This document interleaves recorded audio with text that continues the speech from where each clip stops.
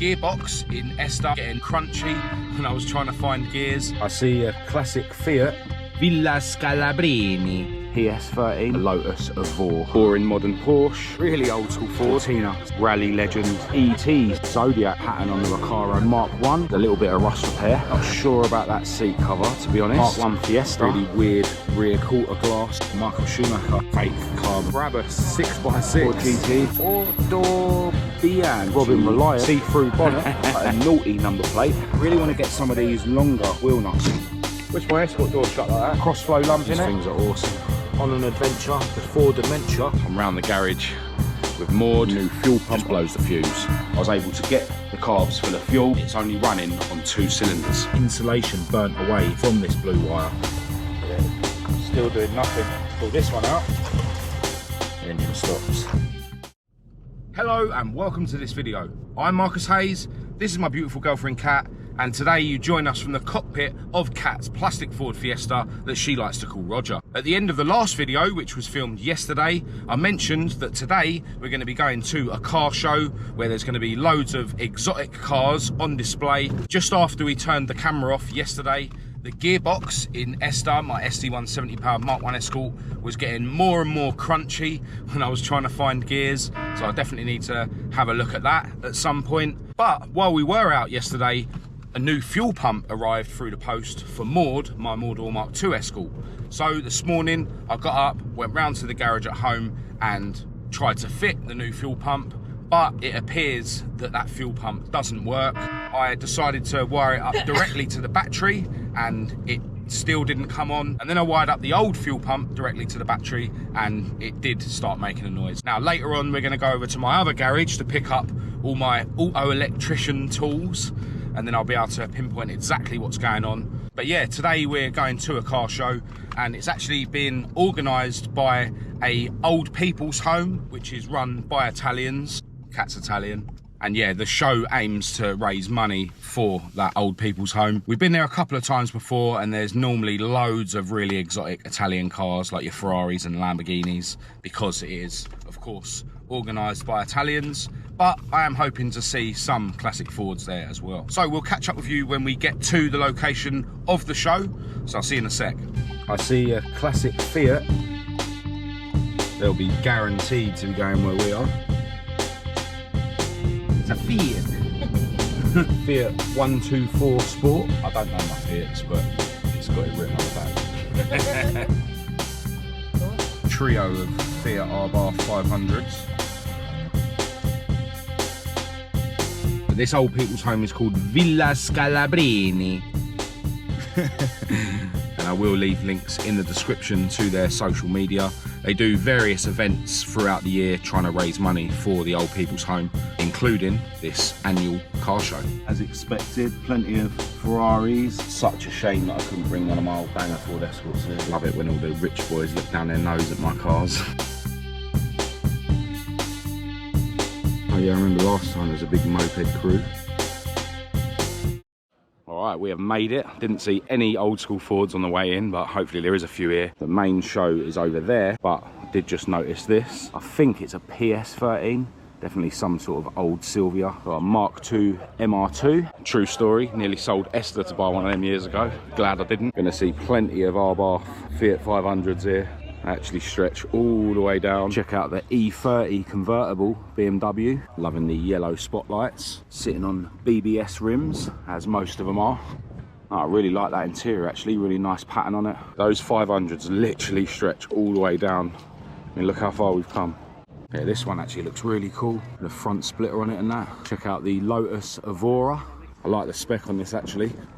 Really nice cream interior. These things are so wide at the rear end. Although this one is actually a Lotus Aaaaaaand. Missing the A off the badge. She found another E30 convertible Beamer. Again, sitting on BBS rims. And this one's got a really nice interior as well. Love it. And parked next to that, we've got a whole row of Rover P6s. This is the baby one with the 2-litre engine. This is a proper one with the 3.5-litre V8. And yeah, the row just continues. Another V8 one, another V8 one. Not sure what's in this one because it hasn't got the badge on the wing. Another V8 one, another V8 one. Yeah, it's really cool to see them all lined up next to each other. We'll gloss straight past the boring modern Porsche and check out the Triumph Stag. Look at that. Check out the old Datsun 240Z. It's really cool, dark green paint against the gold alloys. And parked next to that is a whole row of Triumphs. I think most of them are TR5s, like this one. Another TR5 there. Not sure what one this is, but it's absolutely mint. Check out that engine bay. Really nice cream leather interior with a brown piping. Probably would have gone with red, to be honest, to match the car, but that is stunning. Yeah, it's actually a TR4A apparently. TR6, I think. But yeah, they're all TR something. I don't know what these cars are. I only know about old banger Ford Escorts. But yeah, again, really cool to see them all lined up against each other. That blue one looks really cool. This one apparently is a TR50. You've got a really nice maroon one here with the bonnet open. Really, really beautiful engine bay. And another one with a really nice interior. Got a darker beige with the brown piping. Awesome. TR6 parked next to that. And then a TR5 parked next to that with the bonnet up. Mint engine bay. Straight 6 running on triple side draft Webers. And then another TR6 next to that. And then I think this is a TR4. So it does. Got another few Triumph Stags here.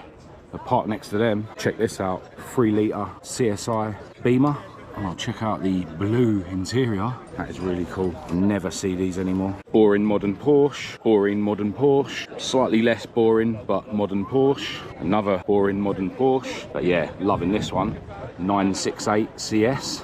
Found my first old school Ford, and it is a really old school Ford. I don't know if that's a Model A or what. I don't know. Looks like they're doing the off-though. Wonder what's in that. Another Triumph TR6, looks really cool in maroon. Next to that, an old Alfa Romeo convertible. But next to that, a really, really nice orange old school 911. That is so cool. Next to that, an old Jensen Interceptor, I think. Yep. Another Rover P6, a V8 one. Really cool red Mini Cooper. And next to that, a beautiful gold Mark II Cortina 1600E sitting on the Rostar wheels. Really cool gold paintwork. Do love a 1600E. It's actually a left hooker, maybe it's an Italian car. Got all the wood on the dash and stuff. Really mint interior. Pucker. Check out the BMW 2002. As I've mentioned before, my favourite shaped BMW. Looking really leery and bright orange. Loving the front lip on it. It's got some sort of cool blue livery around it. Got wide arches that are riveted on. Really clean interior. Not sure if this is a turbo one or not, but yeah, absolutely love these things. Couple of old Alphas. Parked next to yet another boring modern Porsche. But parked next to that is a Lancer Delta Integrale. These things are awesome. Old school rally legend. Really cool stall here selling car signs and stuff. I think I can see model cars. I found a few Capris. I'm not going to make any purchases. I'm desperately trying to not go too mad with my model car collection. Check out the ET statue. Check out the Testarossa sitting under this tent. Parked next to that, we've got a couple of Alphas. One's mint and one is ready for restoration. Really cool to see the same car in 2 different states parked next to each other. Spotted some more old school Fords in the next row of cars, starting with this dark green Zodiac. Don't know what mark that is, but I'm pretty sure that's the one my dad likes, although he likes the executive ones, but they were only out for a couple of years, so they're very rare. This might be the executive one, I'm not sure. He did say that they had a bit more of a blingy front end, and they had a different front seat. I can't remember which ones have the bench seat and which ones have the wraparound seat, but yeah, the interior on this is really nice. Green leather or vinyl. Even the dash and the steering wheel's green. Another old school Mini parked next to a really nice Capri. Check this thing out. It's got a Pinto lump in the bay running on twin choke Weber. Really cool alloy rad. Loving the paint scheme on this. Check out that pattern on the Recaro interior. Ducktail boot lid. Awesome. I think that's banded steelies it's sitting on. Whatever they are, they look really cool. Yeah, I really like that. Really cool old MG parked next to the Capri. Check out the old Fiat Panda parked next to that. We've got a VW Sirocco. Another old school Mini parked next to another Capri. This one's a Mark 1 sitting on the Rostar wheels. Really mint interior. I was just reading this write-up about it, and it's badged up now as a 3-litre GT. So yeah, it would have had a V4 in it originally, but now it's got a 3-litre Essex V6. Loving the Audi Quattro. Needs a little bit of rust repair. Another old Alfa Romeo. And then this thing, we actually saw at Mark II Mitch's meet yesterday. Actually had a Google about this car last night because I wasn't sure what it was when we saw it at Mark II Mitch's meet yesterday. But yeah, it is actually a Fiat Bertone engine in the back on a twin choke Weber by the looks of it. Like a mini supercar, mid-mounted engine in it and that. That record wasn't under here when it was at the meet yesterday, otherwise we would have known. It's a Fiat Rover P5B over here, parked next to a Fiat 124 Spider, which is actually for sale. Not sure about that seat cover, to be honest. Check out this Italian thing, never seen one in my life, but apparently it's called a Isa Revolta. Parked next to that, got a really cool Talbot Sunbeam, really mint engine bay, running on a set of twin side draft Webers, some sort of Lotus lump in it. Now that is really cool. Sitting on mini light alloys. Got a set of Recaros in there. Love that. Check out the Mark 1 Fiesta. Sitting on the Super Sport rims. Brown interior in it. Sierra XR4i. Sitting on some sort of aftermarket rims. These have obviously got the really weird rear quarter glass arrangement. Someone here has lost their Ferrari keys. Should we go and claim them? Very exotic corner over here. Got a row of Ferraris. I'm not going to try and guess what they're called. An old Ferrari over here. A more modern one next to that. But yeah, check out this old 500. It's been signed by various people, including Michael Schumacher. Yeah, loads of signatures inside on the dash and stuff. Have a signature up there. That's awesome. Check out the fake carbon fibre wrap stuff on the back. Got a really old Ford coming in. Check that out. Got the engine bay exposed. Over here we've got what I thought was a Countach, but I don't think it is. Jalfa or E-Alpha, I don't know. Really cool, whatever it is. And over here, we've got a Jaguar XJS. The Jaguar thing on the bonnet. The part next to that, got a Brabus 6x6. What a monster that is. A cheeky Aventador sitting here. And parked next to that, a really cool looking Porsche 911. Loving the riveted on wide arches. And yeah, check out the spoiler. Awesome. With the air intakes on the side of it. Ford GT rolling in. There's actually another one of those in the same colour scheme. Parked over there. And here is the other blue and white Ford GT, which is parked right near to where this one's going to be parking. Check out this cool little light blue convertible thing. Apparently it's called an Auto Bianchi. Diddy little convertible thing. Check out the really simple interior. Robin Reliant with its see-through bonnet. Really cool old school Corvette Stingray with a V8 in the bay, of course. Loving this really old Alfa convertible. Anyone out there who speaks Italian will know that that's quite a naughty number plate. Check out the Italian flag sump guard on it. Next to that, some sort of old Lancia. And another Alfa sports car next to that. Got a whole group of old Fiat 500s along here. 2 red ones there, and then a load lined up here. Really cool to have them all lined up next to each other like that. Next to the 500s, we've got what I assume is a Fiat 127. And next to that, what I assume is a Fiat 131. Another Fiat 500 parked next to them. Hey, Mr. Coogan, how you doing? How you doing? Just noticed that this Fiat 500, the door actually opens the other way, like suicide doors. Yeah, none of the others appear to have the handle at the front of the door, so yeah, I don't know if that's a modification or just some of them are like that. Check out the 2-door Mark 1 Cortina, sitting on banded steel wheels. I really want to get some of these longer wheel nuts for Maud, actually. But anyway, check out these really strange seats. Looks like they're made of carbon fibre. Yeah, really cool. Half a cage in the back. Love a Mark 1 Tina.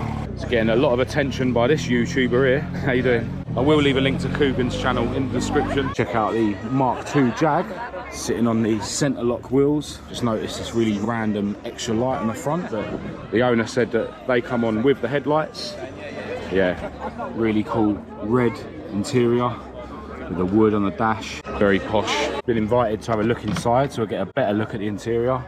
Wow, awesome. Loving this wood. Wish my Escort door shut like that. The 1600E that we filmed earlier has got the bonnet up, so we'll have a cheeky look at the crossflow lump in it. We saw this old Ford thing coming in a little while ago. Get a closer look at the V8 lump in the bay. It's running on a pair of Stromberg carburetors. Check out that interior, really basic, nice cream leather or vinyl. Sparkly brown steering wheel, and check out the art on the dash. These things are awesome. Here's a rare beast, an old Marcus. Never see these. No car show is complete without an old school VW camper. Really cool sticker on the front. On an adventure before dementia. I can see the guys are inside sheltering from the rain. Oh, I just noticed Shaun the Sheep on the front. Got another one of those Fiat Bertoni things over here. Parked next to what I think is a Lotus Europa. But parked next to that, check out the Jaguar E-Type. And very interesting Range Rover fire truck thing. It's really raining now. I'm going to go back to Roger and put my jeans on that I brought with me. Spotted a Mark IV Escort Cabriolet on the way back to Roger. Parked next to that, another Audi Quattro. And parked behind that, another Lancer Delta Integrale. Oh my days, check out the Mark I Transit camper. A V6 in it, I think. What an awesome spot. The size of it. Looks like the cars are doing some sort of parade around the car parking area. Love this Mark I Fiesta. Having a bit of a rev off and a round of applause for, I think it's the organiser of this event who died during the lockdown.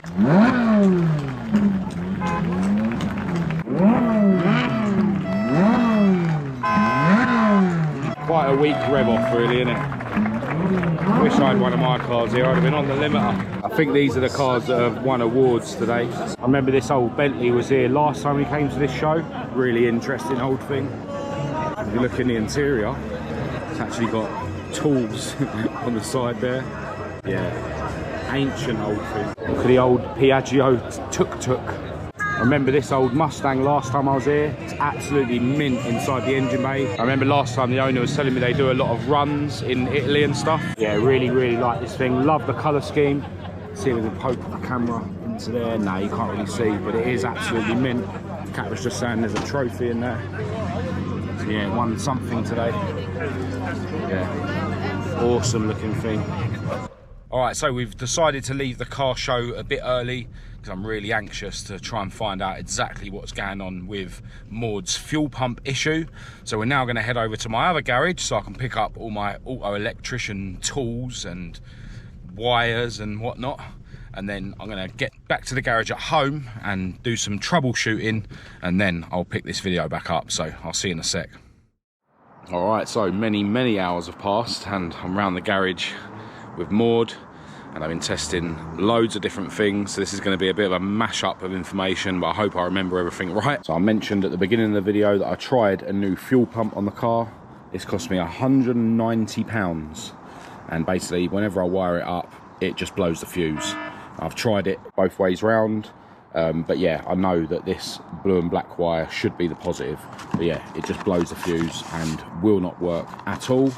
Then I started looking at the fuel pump wiring. So over here I've got the relay for the ECU and the fuel pump. It turns out that the one that kept blowing the fuse the other day was actually the ECU one and not the fuel pump one. Now the way I've got these relays wired up is I've got a 12-volt switched feed going into the relay, and then the earth side of that part of the relay, the switch side or the trigger side of the relay, goes through these switches that are normally mounted in here, and then the other side of that switch goes to earth. So basically I've got the earth side of the relay switched. Anyway, I've tested it all. I was getting 12 volts to the relay on the trigger side. The earth side of the switch was, you know, I was getting continuity to the body. I've actually bypassed these switches while I've been doing my tests. So yeah, this switch doesn't do anything now. The wires are just literally together. So yeah, everything was working sweet. I thought that maybe the relay might be at fault. So I took the relay out and I bridged the two actual feed wires, and then I was testing to see if I got 12 volts along the fuel pump wire. And yeah, I was getting intermittent readings, to be honest. I was probing it here and here, and sometimes you'd have 12 volts and sometimes you wouldn't. What I figured out was that this multi-plug that I had, which was, you know, under the car, yeah, basically when I took this multi-plug off, I seem to be getting a more consistent reading. So the way I've got it wired up now is I've got this chocolate block thing in there, because that's definitely a good connection, and then the wires are going through the floor, and I've basically ghetto rigged up the old fuel pump, which does work, sort of. If I push this plunger in the middle, this is the mechanism that cuts it off when the carbs are full, it does pump fuel. So I was able to get the carbs full of fuel, and then I was able to actually start the engine, but it's only running on 2 cylinders. So yeah, I definitely still want to replace this fuel pump. I don't fully trust it, but as I say, I was able to get the engine started at least, and I can now see that it's running on 2 cylinders. My beautiful girlfriend Kat has been helping me around here. So I've got this spare coil pack that I tried when I broke down, and I've still got the other coil pack under the inlet there. This is the plug to it, and basically because this is wasted spark, these coil packs are essentially 2 coil packs in one. You've got one side of it that runs cylinder 4 and 1, and then the other side of it runs 2 and 3. And basically when I run the engine, if I pull out either of these 2 spark plugs, there's no change, but if I pull out either of these 2, the engine cuts out. Like, it is weird how it will just about idle on 2 cylinders. So I thought that maybe it was only getting a weak spark in 2 and 3, but I then did pull a lead and a spark plug off and earthed it to the body, and I was getting no spark, and then done the same with number 1, and I was getting a spark. So yeah, I'm pretty sure that there's no spark at all from 2 and 3. So then I started looking at the coil pack wiring, and it's worth noting that this coil pack plug I actually borrowed off this loom when this loom was still in my house to fix this car, I think it was, when she was running the Nodis, and then before I fitted this loom and the ME100 that's now fitted to the car, I had to attach this new plug. But I have probed from beyond my repair, or my wire up of this plug, to the end of it. It's the blue wire that runs 2 and 3, by the way, and yeah, I'm getting continuity. What I did notice though, I've put tape over it now, but there was a bit of insulation burnt away from this blue wire. So something's gone on, yeah, some sort of, you know, surge of power or whatever. So something's definitely gone on. But yeah, I've been testing continuity from here right to the ECU, just to see if there's a break in the wire elsewhere, and it's fine. So, you know, this blue lead is connected to the ECU, but this side of the coil pack isn't working. Now, it is possible that both of my coil packs are both broken on the same side. You know, these coil packs, when they fail, they normally do just fail on 2 cylinders, because as I say, it is 2 coil packs in one. And where we're at now is Kat's got this coil pack that we actually bought for her old car, Winston, the other plastic Fiesta. And yeah, I'm going to try and get her rig this up, because the plug on this is different than the blacktop Zetec one, because this was for a Zetec SE engine, whereas this is a Zetec E, or it's an ST170, which is a version of a blacktop Zetec E. So yeah, I'm going to try and ghetto rig this up now, and then see if all 4 cylinders do work. But yeah, I think that basically explains everything that I've been testing. You know, whereas when I broke down, I thought it was just the fuel pump at fault, and it definitely was a fault with the fuel pump, because, you know, I was undoing the fuel lines at the side of the road, and, you know, the fuel pump definitely wasn't pumping. And then I thought it was the fuel pump fuse that was blowing, but it was actually the ECU fuse. So yeah, it's weird. I definitely need a new fuel pump, but it looks like there's an issue going on with the ECU or the coil pack side of things as well. And I don't think that, you know, the fuel pump failing or the wiring or anything failing on that could have thrown up anything on the ECU, because they're completely different circuits. I mean, the only thing they share is the earth going to the body, or maybe the switched positive. You know, obviously it comes from the same feed, but yeah, I don't see why it would have, you know, done something to the ECU or the ECU wiring when the fuel pump wiring or the fuel pump failed. But I might be wrong. Wiring is always weird, and things do happen that don't make sense, but ultimately I'm not an expert anyway, so none of it makes sense. Oh, one more thing actually.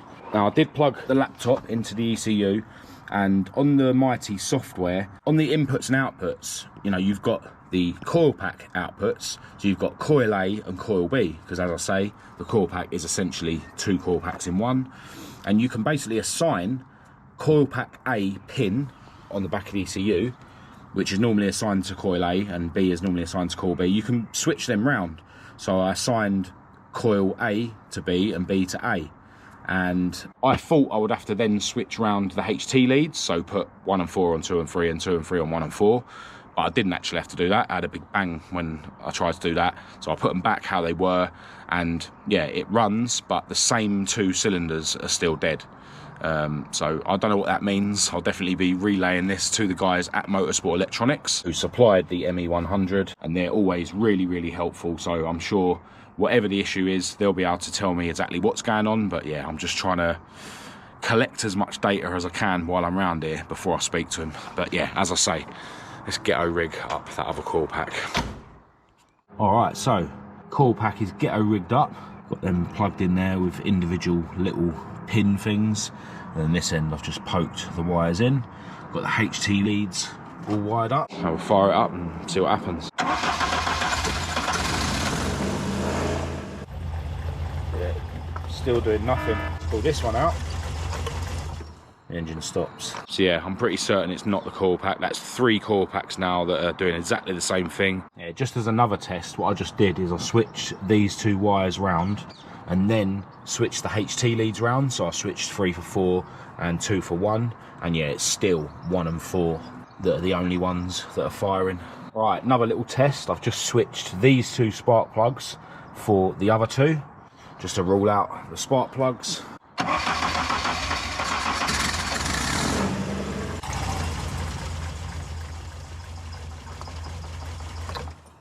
And I've just thought of something else I can do. I'm going to put the laptop back on, and I'm going to switch it to Z-Tech mode, so not ST170 mode, so then it won't be using the cam sensor at all. The VVT won't be working, but it'll only be using the crank sensor, which is basically how I had Maud's old blacktop engine running, just in case the cam sensor being at fault can throw out 2 of the cylinders. I don't think it can, but it's just another thing I can do, and then it's more data to relay to Motorsport Electronics. So the ECU's connected to the software straight away. I'll just show you what I was on about earlier actually with the coil A and coil B. So if I go to input and output setup, you can see here you've got coil A and coil B, and basically I switched those 2 round and the problem was the same. Anyway, what I'm going to do now is go to start. And then over here, you've got cam pattern, which is set to ST170 at the moment. So if I switch that to none, that will basically turn off the cam sensor. And the engine will run, but it won't use the cam sensor, which means the VVT solenoid won't work. And yeah, we'll see if there's any change. But I don't think this is anything to do with my issue.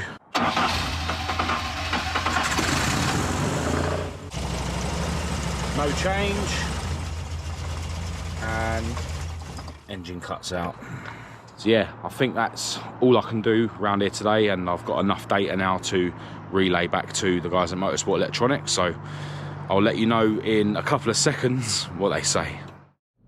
Hello, right, so a few days have passed and I realised I haven't filmed a clip to let you guys know how I got on when I spoke to Motorsport Electronics about Maud's ME100 ECU.